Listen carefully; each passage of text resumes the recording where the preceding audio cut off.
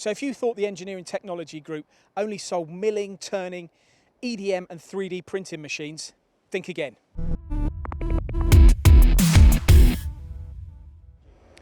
So it's really exciting times for us at the minute. We've just welcomed on a new product from our last acquisition of HK, introducing the Mitsubishi EDM solutions. We've added in, and we're always looking for that next opportunity. So looking at sheet metal processing, we've seen a gap in the market for a machine. We're pleased to announce that we've partnered up with DNE Global, and we'll be representing them through the UK and Ireland. I'm Shane Langston. I'm a representative at the Engineering Technology Group to head and product manage the new range of DNE laser machines. So from a young age, started an apprenticeship and then followed it all the way through, been in the industry for 17, 18 years plus now. So from engineering, service, sales, software, whole capable really.